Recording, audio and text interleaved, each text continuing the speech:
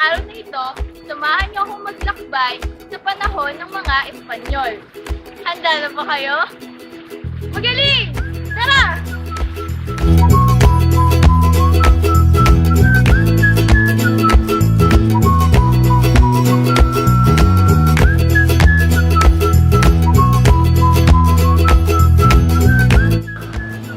At ngayon, nandito na tayo sa Fort Santiago, ang isa sa mga saksi ng mayamang kasaysayan ng Pilipinas.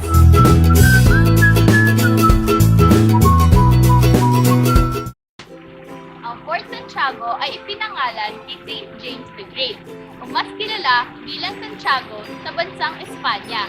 Siya rin ay kilala bilang patron ng mga Espanyol. Ang Fort Santiago ay matatagpuan sa bukana ng Ilog Pasig. Ito ay nagsilbing pangunahing depensa noong panahon ng mga Espanyol. Ito rin ang naging sentro ng kalakalan ng mga pampalasa ng Europa at ng mga kanluraning bansa. Ang Fort Santiago ay hindi nagmula sa mga Espanyol. Bago pa ito maging Fort Santiago, ito ay isang kuta na gawa sa mga puno at kawayan na may kasamang tanso ng mga baril. Ito ay sa ilalim ng pamumuno ni Raja Matanda at ng mga katutubong Pilipino. Ngunit sinira ito ni Maestro de Campo o mas kilala bilang Martin de Goiti. Sinimulan ang konstruksyon ng Fort Santiago nang hirangin ang Maynila bilang kabisera ng mga isla sa Pilipinas ng Espanyol.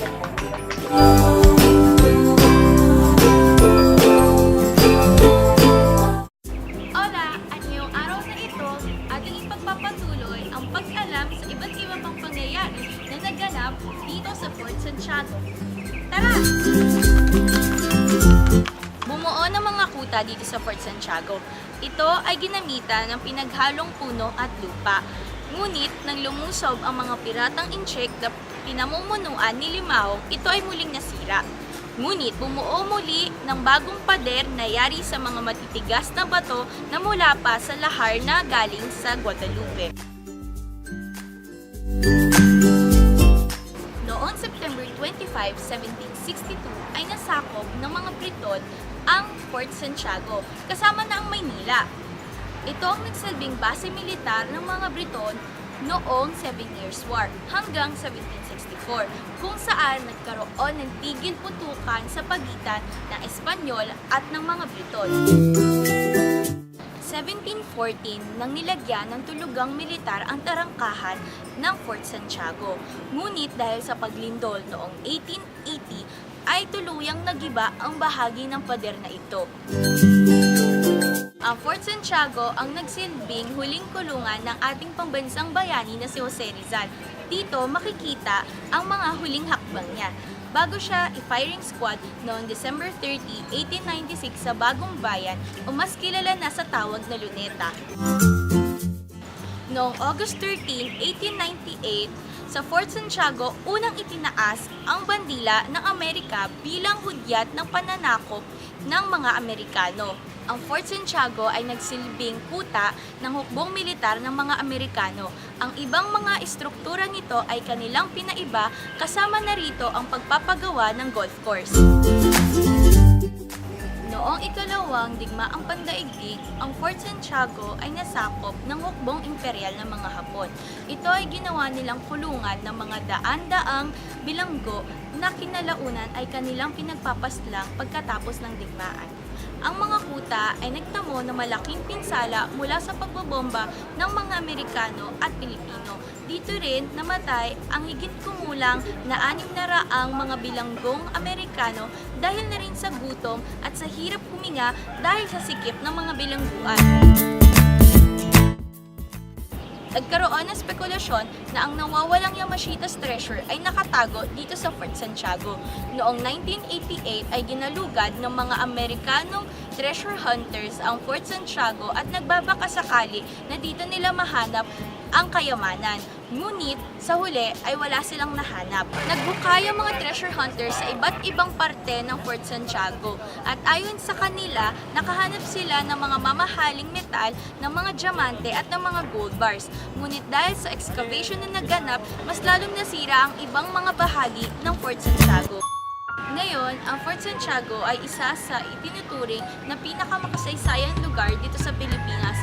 Kabilang na rin ang Plaza Morones at iba pang gumuhong istruktura dito sa Intramuros.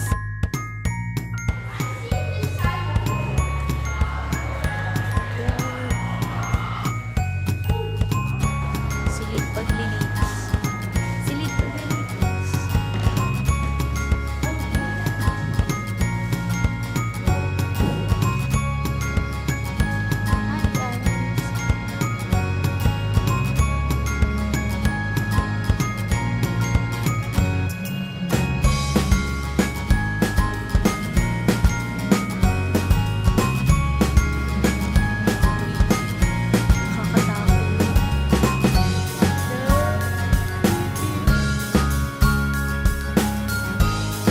Dahil nag-iisa ako, ngayon, shoot ako mag-isa, sobrang nakakatakot talaga.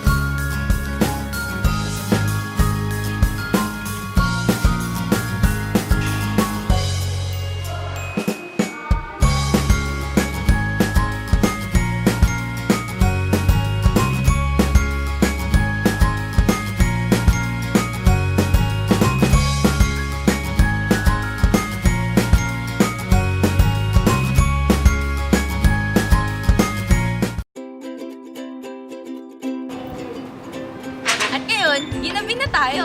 Nakikita nyo ba? Pasara na. Dahil, alas 6 na. At maraming salamat sa pagsama sa akin sa aking paglalakbay. At naway, marami kayong natutunan tungkol sa Fort Santiago. Hanggang sa muli!